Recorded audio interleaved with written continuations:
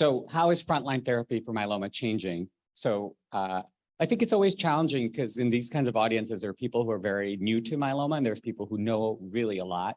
So I'm going to divide it to make it simple. Myeloma 101 is everything in yellow. Myeloma 201 is the next few slides. So for all the topics, the take-home message. So when I began fellowship, we had these two classes of drugs, steroids and conventional. Everybody's favorite, right? Steroids. Conventional chemo was the second category. But now we have 4 additional categories, right? So IMiDs, proteasome inhibitors, immunologic approaches, and this XPO inhibitor. And you actually have sponsors representing all of these 4 columns, which is pretty cool, right? They're all here. And it's like a math question. When you have this many choices, what are the number of combinations and sequences? It's really an endless question. So I'm going to divide my discussion here into 4 questions. What's our goal? The role of monoclonal antibodies, the role of transplant, and CAR-Ts. So let's start with the goal. Our goal is really a deep and durable response. So this is your myeloma 101 version. The depth means we are able to detect such microscopic amounts of disease that our treatments need to be really good because we can detect more and more residual disease.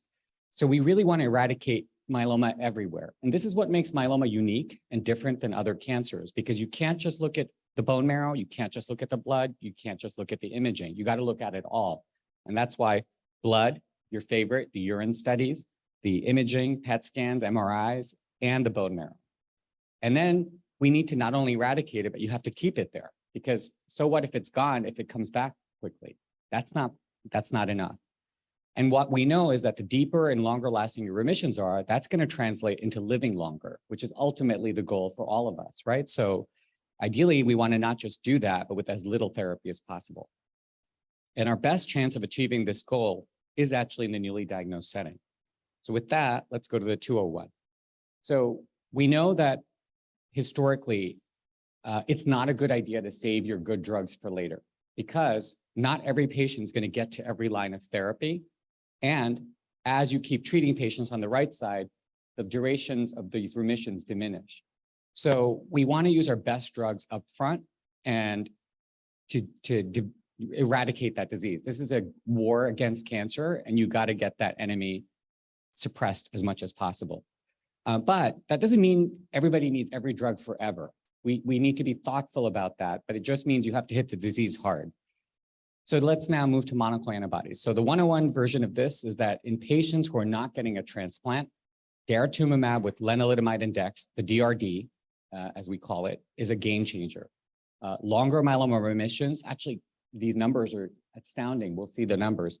And patients are actually living longer as a result of that.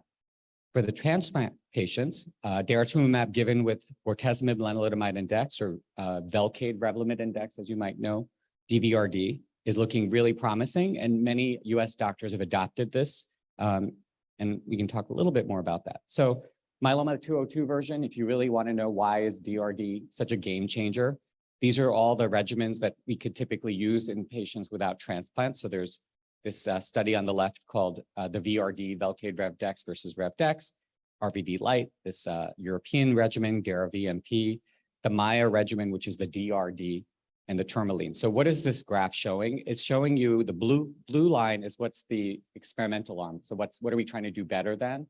And the pink arm is the control, right? So let's zoom in on Maya. That's the one that's a game changer. So Revlimid and dex typically works for 34 months. And when you add Dara, we don't even know how long it lasts. It's over 56 months, and it's blowing everything else on this table out of the water. Now, we always do say don't do cross-study comparisons, but what you can see at the top is really what's the value add. And you can see that the addition of daratumumab extends, it's 50% better. And as a result, people are living longer. So this is why this is a game changer. Dara, Revlimid, and dex is the unprecedented. People's remissions are lasting actually longer than what you would expect with transplant, which is really a game changer for these. Typically, look at the age of these patients at 73. So for older patients to be having this kind of outcome is why this is such an exciting time. But I think it's not there. Again, I really think, so first, thing to mention here is just because we start with that, I think doesn't mean you have to keep everybody with all of these drugs forever, right? So you got to beat the myeloma to a pulp, but I encourage you all to talk to your team about reducing these drugs. Because if you're doing well, do you really need that initial dose forever? Can you reduce the lenalidomide, maybe because of fatigue, diarrhea, rash, low blood counts? And also your favorite drug, dexamethasone. I think it's always interesting when you ask a patient, are you tolerating Dex? Usually they're fine, but it's the partner who's like, oh no, I know when it's a Dex day, right? So, but you don't need to torture somebody with those drugs if you've got a deep remission, right? You can back off and keep it there with as little as possible. So the transplant group, this is the, so everybody here gets transplanted, and there's 3 kind of daratumumab-based studies here, combining with Velcade thalidomide Dex in Europe, in the US study Velcade Revlimid Dex, and then the Dara carfilzomib Dex. So the number of chemotherapy cycles varies from like anywhere from 4 to 12. But what you see here is that the addition of Dara in these studies, the middle one, the Griffin, is the one that's the US study, 55% better remission duration with the addition of Dara. So that's pretty impressive. And so for that reason, we've really, a lot of us have adopted this. Important things for you to know about this is get your COVID vaccinations. So we are living in a whole new era, you know, even for Dr. Patel, who's our most junior person here, but COVID is new for all of us, right? So COVID wasn't around, and it's really changed. And I really emphasize for all myeloma patients, because the addition of daratumumab type drugs, the CD38, does blunt the antibody response to vaccines. So it's important to try to get vaccinated as much as possible beforehand. Get those boosters, that's really important. And contact your doctor if you get COVID diagnosed, because there are treatments for COVID, as you know, that can come in pill and injection forms, but they need to be given within 5 days of symptoms. So if you don't test promptly, if you don't notify your healthcare team promptly, you might miss those windows. And also you need to let your team know about any antibiotics or infections you're getting, because one of the downsides of the monoclonal antibodies like CD38 is the increased risk of infection, typically respiratory and urinary. So if you're getting a lot of those, you need to notify your team, because there are things we can do, like giving you a medication called IVIG, intravenous immunoglobulin, which can really put a stop to that. But we don't need to give it to everybody. It really depends on. So the interesting thing, I've just shown you all this amazing data for the daratumumab, and I was just at a meeting yesterday. I'm assuming all my colleagues, do you guys all use Dara Frontline? Yeah, okay, so you're seeing all 4 of us, you know, there's this joke, if you ask 4 myeloma doctors a question, you usually get 5 answers, but here you got 1 answer. The interesting thing is when you look at 2022 data, anybody want to take a guess of what percentage of US patients are getting Frontline Dara? 8%. And this is why meetings like this need to be done. This is why we need advocacy groups, because changing practice, you have all of this data. These are high impact publications, oral presentations at national meetings. Why is this not being translated? And it's because community doctors, which is the vast majority of where patients are being treated, not in academic medical centers, are busy treating a lot of other cancers. As you know, myeloma is going to be a very small fraction. The big 4 are breast, prostate, colon, GI. And so to keep up with this is really challenging. So how do we do that better? Patients need to be their advocates. You need to learn. You need to work with a consultant at an expert. And in the video era, in New York, who wants to drive into Manhattan? I always say you don't get points for suffering, right? So if you can get good care without having to come to Manhattan, and now we have video visits, right? So I have a patient just the other day, one of my colleagues in the community, she called I have this patient, I don't know what to do, but she doesn't want to come to the city. I'm like, we'll do a video visit. Let's figure it out, right? I don't care. I mean, of course, my hospital wants me to have patients come to get in chemo, but that doesn't matter to me. And to be fair, they're very cool with us being a referral center and not doing everything on site. So my point is, we need to, even though we have all of this data, if you're not actually implementing it, patients aren't benefiting. And part of the other reason I'm working with community doctors is there's I've been giving this regimen, VRD, forever, and people do great. Why should I do anything more, right? But that's 2000 late, right? And that's a Fergie song, I think. Okay, so moving to transplant. This is your myeloma 101. What's the role of transplant in 2022? So let's just clarify what transplant is, because I think there's a lot of misconceptions. It's high-dose melphalan chemo. Melphalan is a drug that's been around. It was one of those drugs that's been around for many, many years, even when I was in med school. And it kills everything in the body that grows quickly, and that includes cancer. But to avoid the bone marrow killing, you need your stem cells collected. So the real term is really high-dose melphalan chemo with autologous stem cell rescue, right? So those stem cells don't do anything to the myeloma without that melphalan that preceded it. And so that's probably the main contributor for why younger patients have been living longer over time. Study after study has shown that when you do a transplant, the duration of myeloma remission is extended. And conversely, because people also talk about the risk of transplant, right? Could it create harm? No study has shown harm with transplant. So that's really important to keep in mind, and I'll show you why in a second. But I know many of you have been through transplant. It does have an impact on your quality of life. No one's denying that. People do feel worse. It lasts about 3 months, and there's data for that. I'm not just saying that because, you know, the healthcare team can say what they want, but it's you all that actually go through it. And finally, once those stem cells are collected, they don't have an expiration date. So that's pretty good. There's no time stamp, 15 years, 20 years, we've used old cells. However, I ask the question, especially to my patients as they're getting older, if you're gonna collect your cells and you're already around 70 or older, are you really gonna be more excited about doing transplant when you're older? When, guess what, more things happen. Heart disease happens, kidney things happen, people get tired, people get less fit. So if you're going to think about it, what are we waiting for, right? Actually, one more point. The decision whether or not to do a transplant should be based more on fitness. So in medicine and in oncology in particular, we're moving away from age and like, how fit is this person? Are they like a good 70? Are they a Jane Fonda 80, or are they like a wheelchair bound 80, right? How do they respond to their initial therapy, and how do they tolerate the initial therapy? So if you get DARA-VRD, and you're having rashes from Revlimid, and you're having neuropathy from the Velcade, and you're not getting into a deep remission, well, transplant looks more compelling. If you're in a complete remission and no side effects, then it's a trickier choice. But that decision doesn't have to be made on day one of chemo, right? You can give a few cycles and then think about it, right? So there shouldn't be this pressure like you must do this. We have to debulk the disease anyway. So myeloma 202 version, if you look at Medicare, the SEER data, the US statistics about survival, this is over time. So the black is in the oldest era when Karina was not even born. And then the newest is at the very bottom, the lightest color. And so what you see is at the bottom right panel is the 80-plus-year-olds. Between 1973 to 2009, there's no improvement in outcomes. When you go to 60 to 70, 60 to 80, 66 to 80, there's slight improvement. When you start to get to the 50s and below 50, that's where you see the real improvement. And this is not with any of the fancy drugs that we've been all excited about. And so, we only got thalidomide, bortezomib, len in 2000. So why were those things happening? I would argue it's because of transplant, right? Because that's the only thing we had for all those years. So when you look at these 3 pivotal studies that looked at transplant versus no transplant, the number of chemo cycles differ. So one is the French study. You probably heard a lot of press recently about the determination study, which is the US study.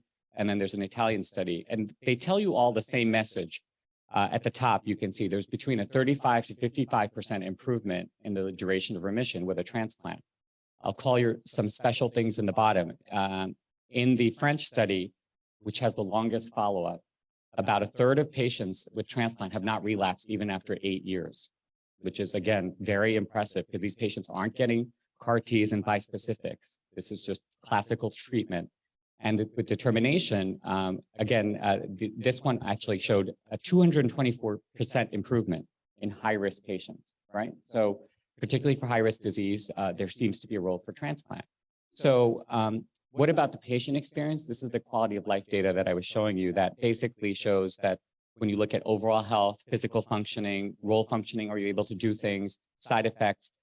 The red curve is the transplant, and it is worse for 3 months after transplant, but then it resolves, right? So, and so this is an old 80s commercial. Some of you might remember, where's the beef, right? These 3 little ladies are looking at the burger and looking for the beef.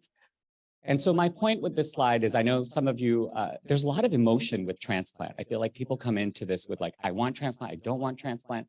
I maintain equipoise. I would be happy to throw out transplant because I don't want my patients to lose hair and get admitted and have diarrhea and lose weight. But show me the data.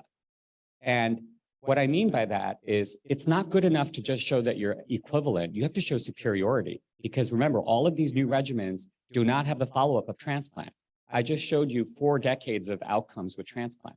Show me that with new regimens and I'm happy to change. But until then, it's like a legal court system, right? In this country, innocent till proven guilty, right? It's the prosecutor has to prove that the innocent is not guilty, is guilty. And here, if transplant is innocent, we need to do better than transplant and happy to do those with different strategies. And that takes us to, I think, our last topic, which is CAR Ts. Dr. Patel will talk more about that in her section, but at a high level, you take out your T cells, which is different from your stem cells, different immune cells. You genetically modify them to make them angry, and you put them back to kill the myeloma, right? So that's basically what CAR T is. So will it be a first choice? Maybe, but we need comparison. It's that same question I just asked, right? How are they going to compare head to head? So what are some reasons to think about CAR T early? Well, the efficacy, historically to get a new drug approved in myeloma, when you've exhausted all those drugs I showed you on the table, it was about 20 to 30% response rate for lasting about 3 months. CAR Ts are working in, say, 80 to 100% of patients, right? It's blowing that out of the water. So like 80 to 100 is the new 20 to 30. It's a game changer.